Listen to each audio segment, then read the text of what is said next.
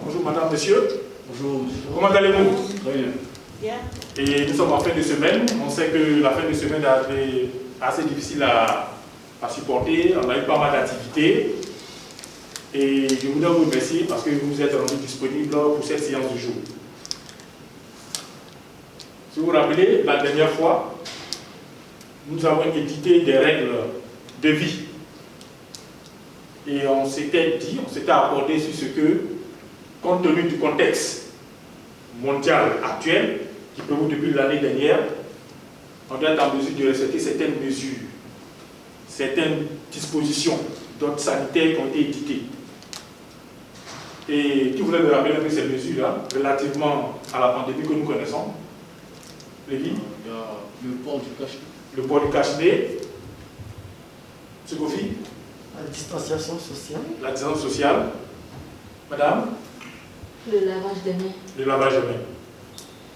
Et je suis heureux de constater que vous avez suivi ces règles que nous avons éditées depuis la dernière séance. Vous avez porté vos cache-nez. Vous tenez en vous 1 mètre de distance sociale, physique. Et également, vous avez également sur vos tables des gels pour éventuellement vous frotter les mains, pour éliminer tous les germes de maladie.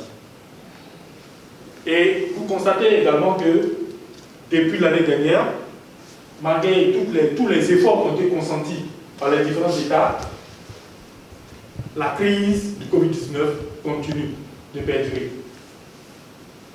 Et aujourd'hui, nous avons on enregistre encore toujours des cas de victimes, des cas de malades. Quand on ouvre la télévision, qu'est-ce qu'on voit? Quand on fait les bilans Covid-19, on vous donne des bilans. Aujourd'hui encore, on a toujours encore une deuxième vague dans certains pays du monde, une troisième vague dans certains pays du monde. Donc la pandémie continue. Et encore, on enregistre encore des conséquences économiques, des conséquences sociales. En termes de conséquences sociales, conséquences économiques, qui peut m'en citer? Conséquences de la Covid-19. Qui peut m'en citer? Qui en connaît par rapport aux conséquences humanitaires sur nos communautés? Quelles sont les conséquences que vous avez vues déjà sur la Covid? Qu'on enregistre déjà? Il y a eu un confinement, ça a fait que les gens ne pouvaient pas sortir de la maison. Un confinement, on ne pouvait pas sortir de la maison. Oui, madame? Perte d'emploi. Perte d'emploi, les gens ont perdu leur boulot. Parce que l'économie ne tournait plus. Quoi d'autre encore? La difficulté d'aller sur les lieux de culte. La difficulté d'aller sur les lieux de culte. Donc on n'est plus en rapport avec le divin. Vous savez que l'Africain, le divin est primordial. On ne peut pas aller à la mosquée, on ne peut pas aller à l'église. On ne peut plus rencontrer ses frères avec qui on partage une même foi religieuse. Donc c'est comme si tu n'es plus homme. Tu ne peux pas aller dans la forêt sacrée qui est tout pro Banco. Parce qu'on dit non, Corona Dakar. Voyez-vous? Donc c'est venu désorganiser toute la structure sociale de nos communautés.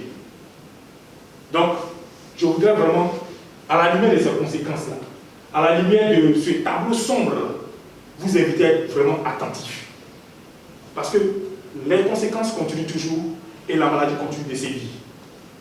Il y a encore des gens qui n'ont pas encore repris un emploi stable depuis l'an dernier. Parce que l'entreprise va mal.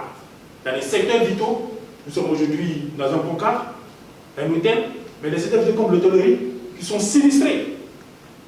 Tout ça pourquoi? À cause de la Covid. Donc il faut toujours rester vigilant, toujours rester alerte. Donc l'objectif de cette séance du jour, vous serez capable d'identifier les moyens pour éviter la maladie à coronavirus. Et vous serez capable de pratiquer correctement deux mesures barrières que sont le lavage des mains et le port du masque ou du cache-nez. Parce que là, jusque-là, ça va. On n'est pas trop rapide? Ça va. C'est bon. Ok.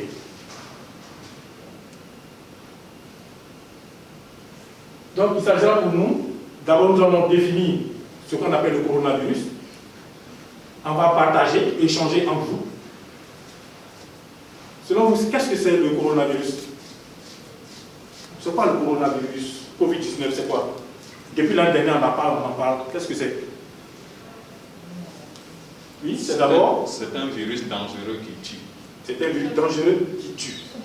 Donc c'est une maladie. Ensuite, un virus dangereux qui tue. Et quoi d'autre encore? Et comment on attrape? Comment on attrape le Covid-19? On peut l'attraper par... Comment on attrape? Kiki?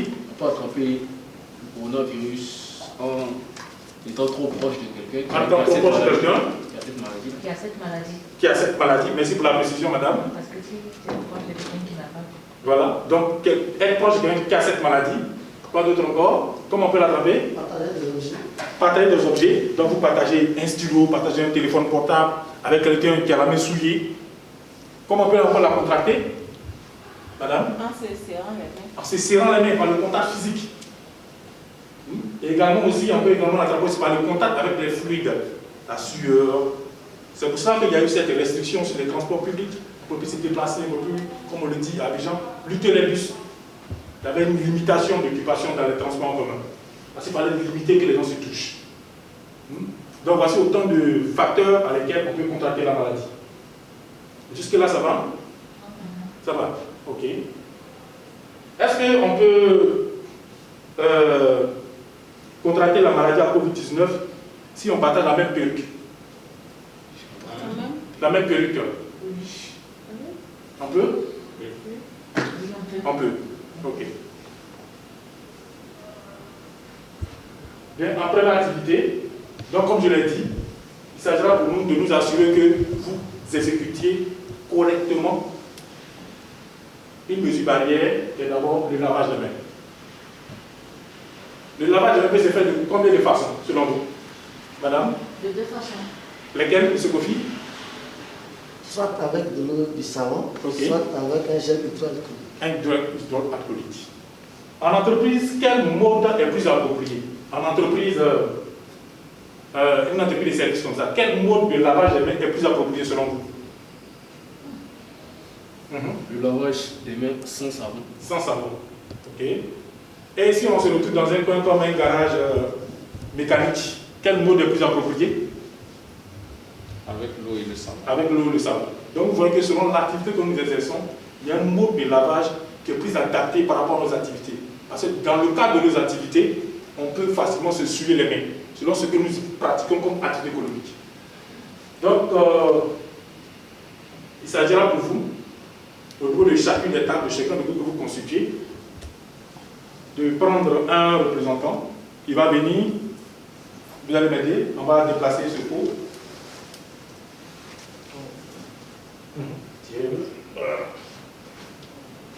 D'abord pour cette table qui viendra faire la démonstration du lavage des mains avec de l'eau.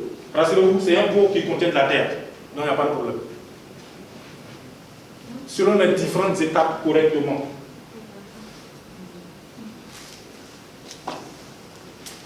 Vous avez de l'eau. Du savon. Pour les savons en la cible. Donc, venez, vous faites office de robinet.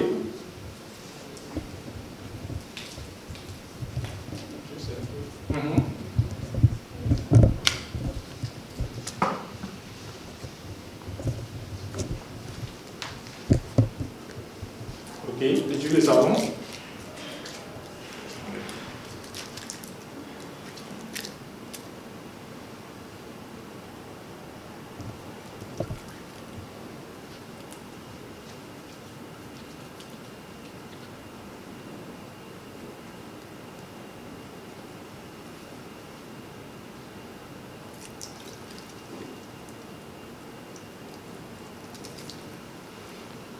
Et quand vous finissez,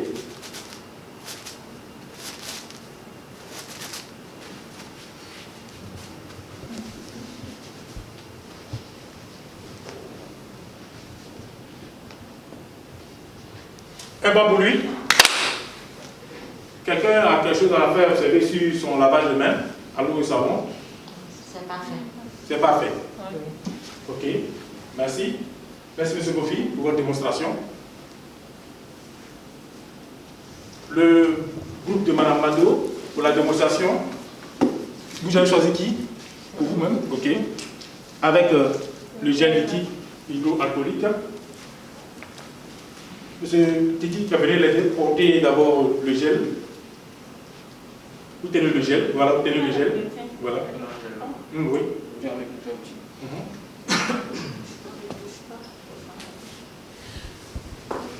Donc, pour mettre le gel, Une fois qu'on verse le gel de la paume, vous frottez bien, partout comme ça. Ouais, ouais. Bien comme ça aussi. Comme ça aussi. Voilà. Lui, il sèche, donc une fois que c'est fait, voilà, c'est fait. Un bon pour elle. Merci.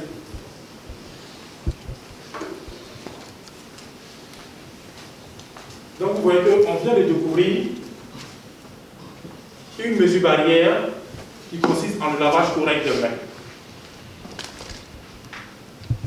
La première mesure barrière a consisté d'abord à un lavage avec l'eau et le savon.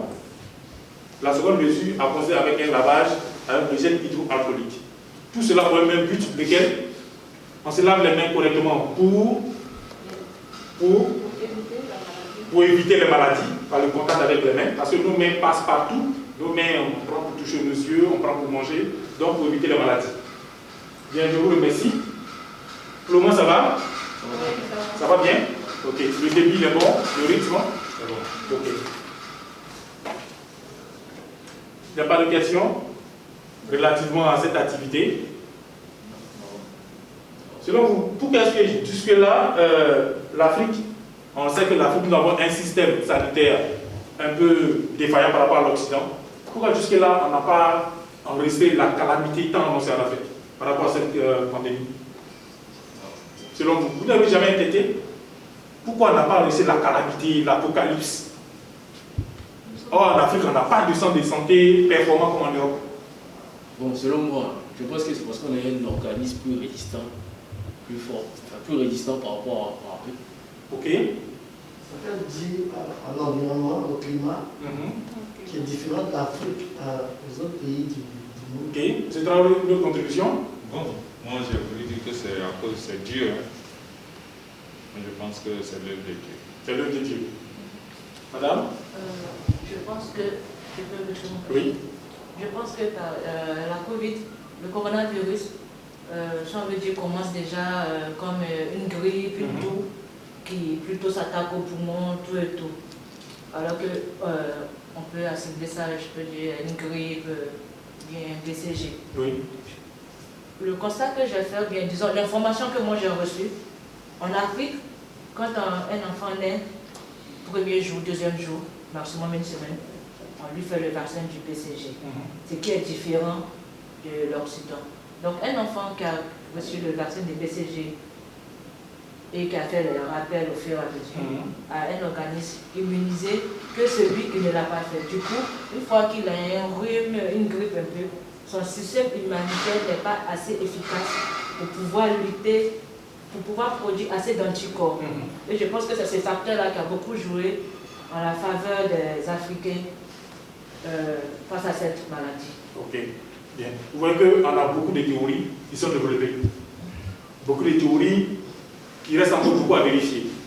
Mais ce sur quoi nous sommes tous d'accord, l'observance stricte des mesures d'hygiène nous prémunit de beaucoup de maladies, notamment de lavage des mains. Voyez-vous? Donc, nous allons passer à une seconde activité qui est le port du masque. Depuis l'avènement de cette pandémie, on est tous devenus des masqués. On va tous à un bal masqué. Pourquoi, selon vous, pourquoi on porte un masque quand on sort dans la rue, pourquoi on porte un masque désormais? On nous demande de porter des masques. Monsieur Kofi, pourquoi porter un masque désormais? C'est pour ne pas contracter la maladie. Contracter la maladie. Ok. Est-ce qu'avant l'avènement du Covid, on ne portait pas de masque quand on fréquentait certains espaces, certains services hospitaliers? Si. Dans quel service notamment? Antituberculeux. Les antituberculeux. Donc le port du masque, ce n'est pas nouveau. C'est pas nouveau. Quand on fréquentait certains services hospitaliers comme le service des antituberculeux, on portait des masques. Mais même cette fois-ci, comme c'est une pandémie qui est mondiale, on demande de porter pour éviter de propager les germes, les postillons. Je voudrais que chacun de vous tire un masque. Vous retirez le masque que vous portez. Vous retirez le masque que vous portez. Tout le monde retire le masque qu'il porte. Vous prenez un masque ici. Tenez. Je vous offre un masque à nouveau. Voilà.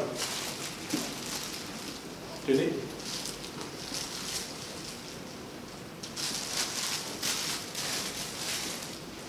Et vous allez choisir un porte-parole, vous avez vos masques, vous allez choisir un porte-parole qui viendra expliquer comment porter le masque correctement, selon votre âge.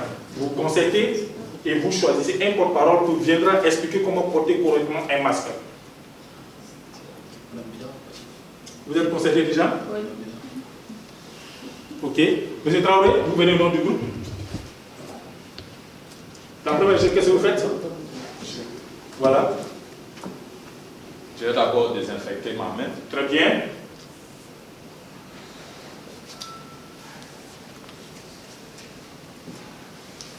Puis bon, après ça, ça va par le corps. Ok.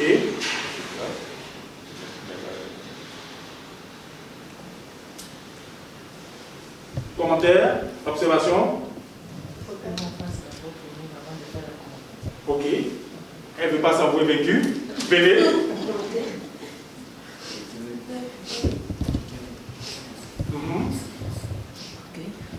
Qu'est-ce que vous faites d'abord? Je mets le gel d'abord. Merci. Je fais les mains d'abord.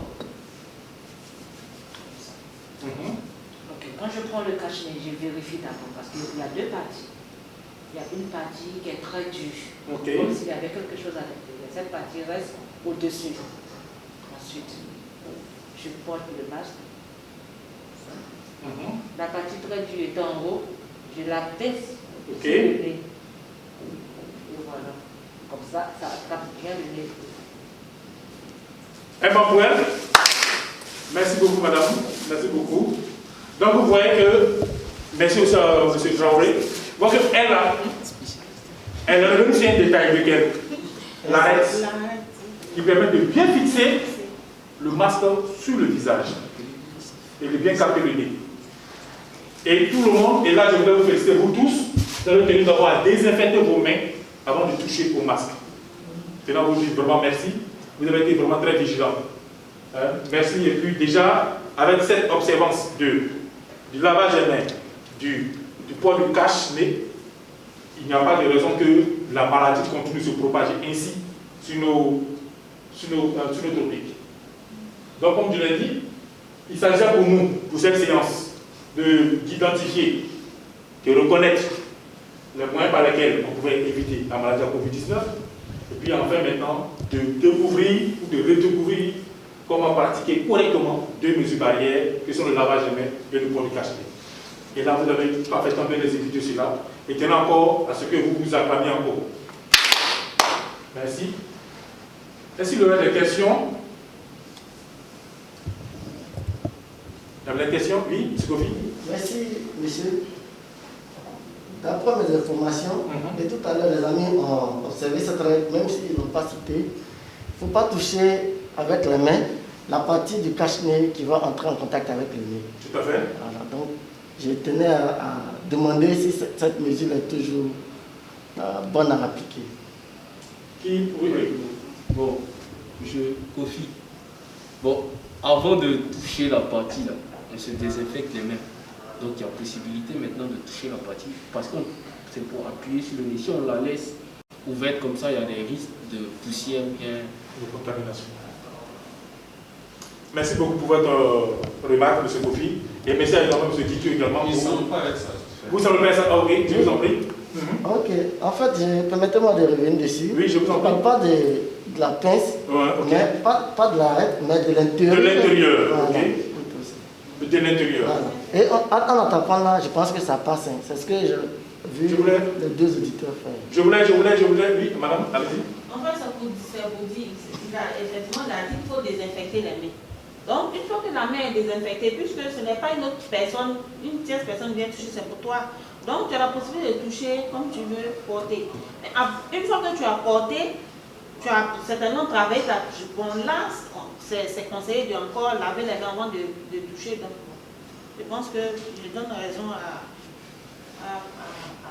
Encore une autre contribution par rapport à ce débat, à cette discussion. Ok. Donc, comme j'ai dit déjà, on a déjà bien précisé que on se lave les mains avant de toucher au cache-nez. Et le cache-nez, il est individuel. On ne le partage pas sous aucun prétexte. C'est comme l'autre, voilà, le condoms, individuel. On ne le partage pas. Donc, avant de le porter, on se lave les mains. En avis de... Maintenant, au contact, il faut également, par mesure de précaution, 2 précautions. Vous savez bien cet adage, comme l'a dit un de mes prédécesseurs, 2 précautions valent de plus. Quand on s'est lavé les mains, on peut toutefois encore éviter de pouvoir encore toucher l'intérieur du masque pour le porter en toute sécurité.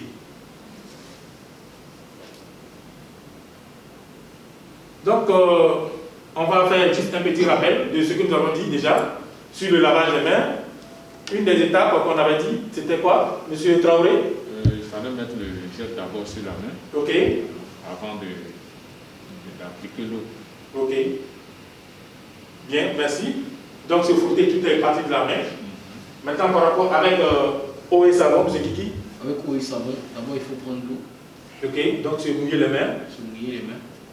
Appliquer le savon. Appliquer le savon, se frotter la paume. Ok. Après, le réveil de la main. Ensuite, je crois qu'il y a les doigts, il y a les ongles. Ok. Entre. Ok. Et bien sûr, on finit, on se reste les mains. Merci. Merci encore. Donc, qu'avez-vous apprécié au cours de ces séances? Est-ce que vous avez trouvé le rythme agréable? Est-ce que vous avez pensé, vous trouvez qu'il y a certains aspects sur lesquels on devrait revenir ou encore se relancer pour la prochaine séance?